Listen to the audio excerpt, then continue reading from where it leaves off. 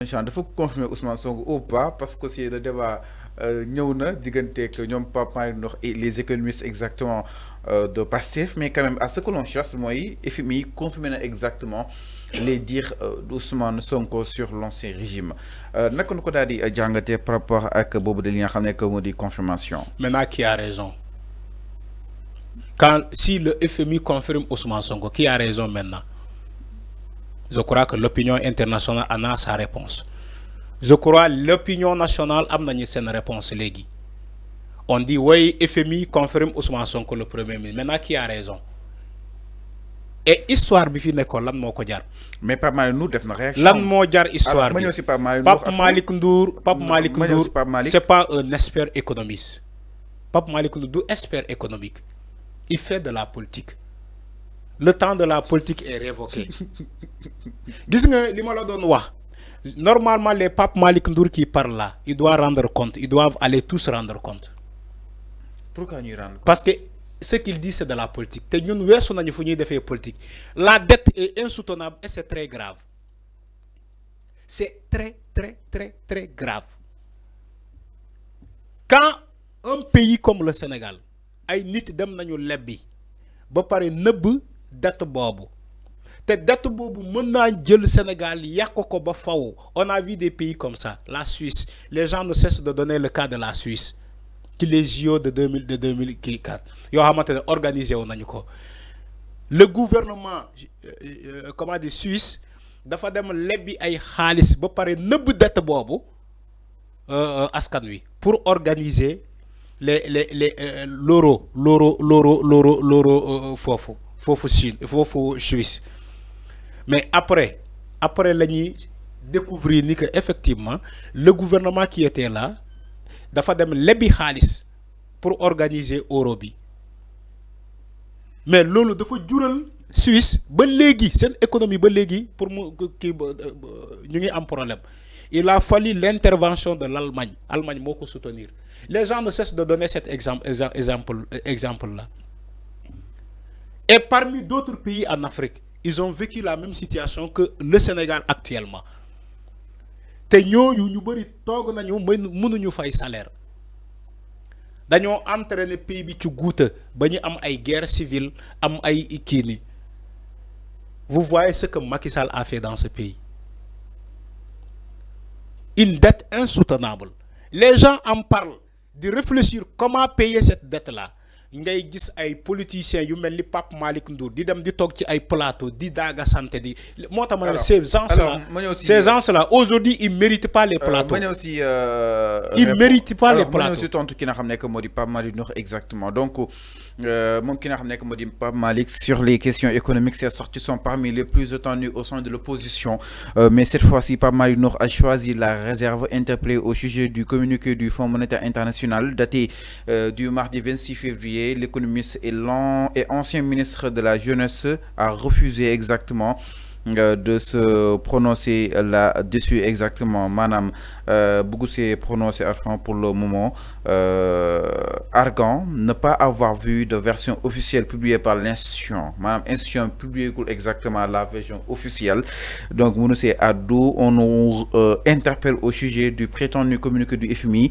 Je peux certes commenter le contenu, mais j'attends d'abord qu'il soit réellement et officiellement porté par le fonds, d'autant plus que c'est la première fois dans l'histoire des missions du FMI au Sénégal que je vois un communiqué circulé par d'autres canaux que le site officiel de l'institution. Madame, c'est pour la première fois ñu gis communiqué bi ñu koy partagé te dugul ñu ko exactement site bi loolu itam teel na xelam contrairement à ce qu'avance Pape Malick Ndour. Le FMI appelle et bien publié un communiqué de presse sur les conclusions de sa mission au Sénégal dans la version anglaise de son site officiel. Cependant, le coordinateur des cadres de l'APR maintient que son parti ne se prononcera qu'une fois que le communiqué sera officiel rendu public.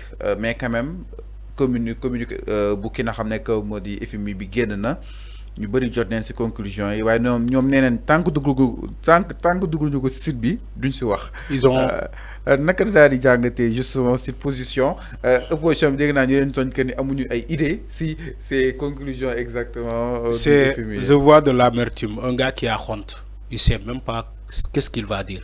C'est pas un expert économique. Ils sont à court d'idées et sans Non, école. ils ont la honte. Ils ont honte. Ils ont honte. De faut rousselou quand même. Xam nga FMI lan la def gis nga rapport bu ñu doon contesté rapport Cour des comptes du dañu ne rapport boobu baaxul. du waa APR loolu la ñu wax Benno Bokk Yaakaar loolu la ñu wax. FMI dafa jël rapport Cour des comptes bu Sénégal mu dem jox ko un cabinet international boo xamante ne xamul Sénégal un cabinet laa la wax international bu xamul Sénégal FMI bi dafa jël rapport bi jox ko cabinet boobu. mu ne ko dama bëgg nga saytu man di Cour des comptes bu Sénégal def ndax méngoo na ndax yenu na maana wala yenu maana Fallou je crois que Pape Malick Ndour il a ces informations là gis nga cabinet international boobu lu mu wax c'est exactement ce que Ousmane Sonko a dit c'est ce que la Cour des comptes a dit moo tax ma ne la pour ñoom ñu mën a wax jamono bi dafay jafe lool pour ñu wax parce que cabinet bu international moo jox contre rapport def contre expertise ba génnee les finances du pays ñu xam ni que dette bi réellement loolu moo am ci dette bi léegi Pape Malick Ndour bu yégee information yu mel nii boo leen ko posé question yéen lan lay wax du am lu muy wax parce que dañoo rus ces gens-là ne méritent même pas la prison ne méritent même pas la liberté. Parce qu'ils ne sont pas normaux. C'est ça la réalité. Nous avons dit que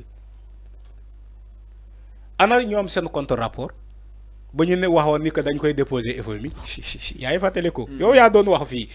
Nous avons Malick Ndour defar nañu sen contre-rapport ñu né benen bi dinañ ko déposer FMI benen bi dinañ ko yobbu xawma fan benen bi dinañ ko yobbu fan ana sen contre-rapport bi yobbu nañ ko FMI est-ce que yobbu nañu sen contre-rapport bi FMI je pose la question. Gis nga manipulation weesuwul ngeen toog organiser seen Mumbai organiser seen meeting xawma seen point de presse ñii di tudd Messi ñii di tudd Mbappé ñii di tudd xawma lan hasard ngeen toog di naan sénégalais way ce que la Cour des comptes a fait on réclame la paternité du rapport de la Cour des comptes il y a pas de signature patati patata. Ba mu jaral ñun waa Benno Bokk Yaakaar on a fait un contre-rapport ana contre-rapport bi Abdou Bara Dolly taxaw na leen mu ne leen man j'ai fait livre rouge man duma wax sax ay livre rouge bu Abdou Mbacké Bara Dolly je parle du contre-rapport de Benno Bokk Yaakaar anamu fan lañ ko déposé ils n'ont qu'à expliquer aux Sénégalais fan lañu déposer seen contre-rapport bi ba FMI ñëwaate Sénégal ci seen mission bii ni di wax li ni que ils sont prêts à collaborer avec l'État du Sénégal léegi ñoom seen contre-rapport bi ñoom waa Benno Bokk Yaakaar foog fan lañ ko déposer kon fan on se pose la question gis nga mënuñu jël lu ne fang di ko politiser gis nga normalement dans un pays sérieux dette bii nii État du Sénégal war na mën a aaye koo xamante ne yow nekkoo nga ci le régime de Macky Sall di toog ci plateau di wax lii État du Sénégal war na ko interdire à ces gens-là normalement dans un pays sérieux parce que c'est très grave ngeen di leb ba pare nëbbu ko Sénégalais nëbbu ko Assemblée nationale nëbbu ko ils ont même contredit dévier même les caisses de l'État dem ubbi seen propre compte ay compte yoo xamante ne amul këyit ils ont laissé le trésor public sénégalais dem ubbi seen compte ci ay yeneen banque vous croyez que ça c'est sérieux vous croyez que dans un pays normal ces personnes là dinañu toog ci ay plateau di wax c'est ça la réalité. Si on était dans ce pays-là, dans un pays sérieux, les gens là, ay Pape Malick Ndouro, ay ñoom xawma lan Massamba Mademba, dañu dem di organiser ay point de presse di wax ci dette boobu foofu lañ leen di fekk ak gendarmerie ne leen ciif yóbbu leen kaso. mais dëkk bi kenn du wax sa xalaat nag. non loolu du wax xalaat. non attends quand même nag. loolu du wax xalaat loolu du wax xalaat. comme il est un économiste. non il n'a pas géré les finances. Pape Malick Ndour n'a pas géré les finances du pays. musuñu ko nommé agence nationale pour de la statistique de la statistique c'est de la démographique mi ngi fa Pape Malick Ndour Pape Malick Ndour Pape Malick Ndour musul xam finance Sénégal kenn musu ko nommé ci ay finance Pape Malick Ndour musul yor économie Sénégal musu xam sax musu ko gérer musu ko jege donc ñu waroon wax ñoom waxuñu. ñu war a wax merci ñoom ñoo waxul. ñoom Amadou Ba ak ñoom Abdoulaye Daouda Diallo. merci heureusement tu as compris bii pas ñooñu ñoo war a wax ci ay finance ñooñu ñoo war a wax ci ay économie Sénégal mais pas Pape Malick Ndour qui n'a rien géré des finances qui n'a rien géré de l'économie du Sénégal tey moom mooy wax ba wër sénégalais amoon lan lay tudd usurpation de fonction. Il est un économiste. Non. Ce qu'il dit, c'est qu'il fait de l'usurpation de fonction parce qu'il n'a jamais été ministre d'économie et des finances. Mais avant, il n'a jamais géré les finances. Mais ça n'a rien à voir. Non, si. Ministre de l'économie. Non, si.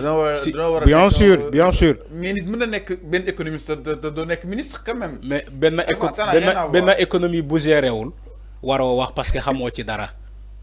Je ne défends personne, mais dans un pays sérieux, ce n'est pas à Pape Malick Ndour de donner des leçons. Parce qu'il n'a jamais géré les économies de ce pays. Moussou géré les finances, Moussou géré l'économie Sénégal. Légui lan lay wax buñ ko waxé waxal lan lay wax. Alors mi non. Non. Lolay c'est pas du sérieux. C'est clair. C'est pas sérieux.